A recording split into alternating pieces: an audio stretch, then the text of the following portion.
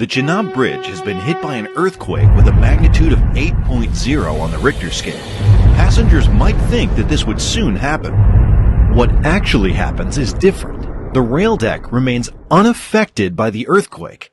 Can you explain how this is possible? The answer lies in the spherical bearings.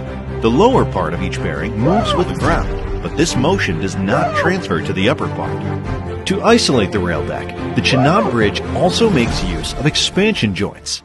The way expansion joints work is a feast for the eyes. The movement of the box-shaped rubber structure makes this functioning possible. To understand why this bridge is safe, even in seismic zone 5 area, let's take a cross-section of its foundation. You can see a lot of interesting stuff here. This was the shape of the mountain before the construction work started here. An irregular, sloped mountain. The minimum slope of this mountain was 43 degrees, and the maximum was 77 degrees. The first job of engineers is to cut these mountains so that the shape is suitable for construction. The rocks in these mountains are not so strong. It's a material called dolomite. Not suitable for erecting a strong foundation. Excavators were used in the initial stage of shape correction. After that, they employed a technique called presplitting. In presplitting, a lot of tiny explosives are kept in a close distance.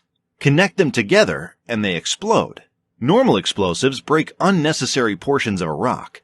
Using presplitting, you'll have greater control over the rock to be broken. The mountains look more clean now, but how to make them stable? The engineers used 3 methods to stabilize the slope: grouting, the use of anchor block, and shotcrete. The Himalayas are young mountains. The rocks in this region have a lot of minor cracks inside them. In the grouting technique, we inject cement into these voids. The cement acts as a glue, and the rock becomes stronger. You might have seen a lot of strange-looking blocks in construction photographs of CHENAB Bridge. This is a smart slope stabilization technique called anchor block stabilization. In this method, the workers make holes on the slope. After that, they insert a special rod with a lot of tendons in it. In this project, they used divvy-dag tie rods. Now it's time for grouting. Once the grout is hardened, a block is kept on the rod. Now comes the use of a powerful hydraulic jack. The hydraulic jack pulls and keeps the steel tendon in extreme tension. After that, using a wedge arrangement, the steel tendon is kept in tension, even if the hydraulic jack is removed. Now, can you predict the force produced by the concrete block? The steel tendon in tension wants to reduce its length, but the block is not allowing that. This means the concrete block will press the slope inward. This compressive force will greatly increase the stability of the slope. Their next technique is shotcrete. Using this special machine, concrete is sprayed on the mountain rocks. This technique increases the stability of the mountain further. Now, the mountain is ready to support the heavy steel material. Next, they prepare the concrete foundation so that the steel piers of the bridge can be erected on it. Erection of the steel piers is done in a rather straightforward way. But how to erect the arch? No crane in the world will be able to do this task.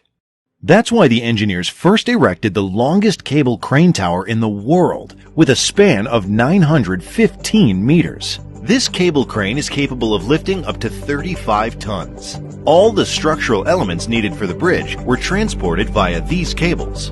Each arch segment is made up of box sections of 10 to 12 meters length. The different elements of the arch were connected together mainly using nuts and bolts. More than 600,000 of nuts and bolts were required for this work. The arch construction is progressing in a step-by-step manner. During all these processes, you can see cable stays supporting both halves of arches from the steel pier. Without these cables, you can guess what will happen to the arches. They'll fall down due to their own weight. More interestingly, to balance the force on the first main pier, the cable stays were connected to the neighboring pier in the opposite direction. Without these stay cables, the main piers would bend inward. Now comes the crucial day, the completion of the arch erection. Both halves of the arches met on this day. This process is known as arch closure. The main issue in arch closure is that even minor alignment issues can cause the final connection an impossible task for the workers. Even if the alignment is perfect, the heavy wind will make the assembly work difficult. So the first task before the structural element installation is to align both the halves perfectly. And also, we need a temporary connection between them. This is why this special hydraulic jack is used. By adjusting the green member of the jack, the horizontal distance between the arches can be adjusted. You can see currently only 6 members are missing from the arch. The yellow portion helps in adjusting the vertical distance. The bottom cord can be fitted. Once this is done, the force in the green member of jack can be released now, and a few more elements can be installed. Now they introduce the next jack. Until the perfect gap is achieved in the top cord, adjust this jack. Now, the top cord, the final structural element of the CHENAB bridge, is installed. This was a big celebration. Both arch halves got connected perfectly. The jacks have done their job. Once the arches are connected together, the support cables are no longer needed. The half arches support each other. They erected piers even above the arches. For the erection of the arch, the workers worked meticulously. Even their food was delivered by crane on the arch. The next stage of construction is the installation of decks. The rail track will be laid on this deck. We've already studied about the expansion joints of CHENAB Bridge. The main span of CHENAB Bridge uses 2 such expansion joints. The bridge is separated into 3 pieces with the help of these expansion joints. In short, the rail deck of the CHENAB Bridge is not fixed to any structure from the ground. It's just floating on all these bearings. All this sophisticated engineering, planning, and execution are the reason why the CHENAB Bridge became the tallest rail bridge in the world. Its height is 359 meters above the CHENAB River, 35 meters taller than the Eiffel Tower. You might have wondered why CHENAB Bridge uses the arch bridge technology. Why not a simple pillar bridge? Look at the height of the pillars needed in this case. This would also obstruct the river flow below. The arch shape in an arch bridge is always a parabola. Why not any other shape? To get the answer for this, let's do an experiment. Parabolic versus a circular arch. When I give a weight on the circular arch,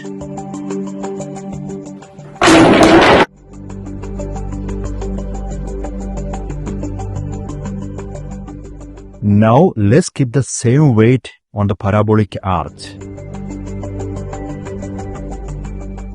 Wow, it is carrying the weight easily. Let's add one more weight. Perfect. It is even carrying an extra weight. So parabolic arch is obviously a super strong shape. Now it's time to prove logically why parabolic arch is the best self-supporting structure. Let's tie a gigantic chain across the mountains of the CHENAB. Thank you, King Kong, for your help. The shape this chain forms is a catenary. However, for simplification, we can approximate this shape as a parabola. Even if you try to hold it in some other shape, it won't stay there. A chain can support only a normal tension force. Now the tricky part. Let's solidify this parabolic chain. Now let's flip the direction of the gravitational force. Since the external force has flipped its direction, the internal stress will also flip its direction and become purely compressive. Now just flip this entire arrangement. Wow! It becomes an exact arch bridge. The compressive force developed by this parabolic structure is exactly at the middle of the section.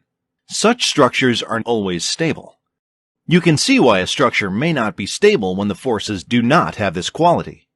This is why the parabolic arch is the best self-supporting structure. Now let's construct a road deck below this arch. This arch bridge is unnecessarily huge. There's one more way to achieve the same objective. Just shift the supporting arch down. Here again, the force induced in the arch is the same. If you were the chief engineer in charge of this project, which design would you choose? Obviously, the above-deck design, right? The reason is simple. You will save a ton on construction materials. The CHENAB bridge uses a ballastless track. Almost all high-speed railway projects use this technology. These animations illustrate how the different components in the ballastless track absorb vibrations. This bridge is designed to support a train with a maximum speed of up to 100 kilometers per hour.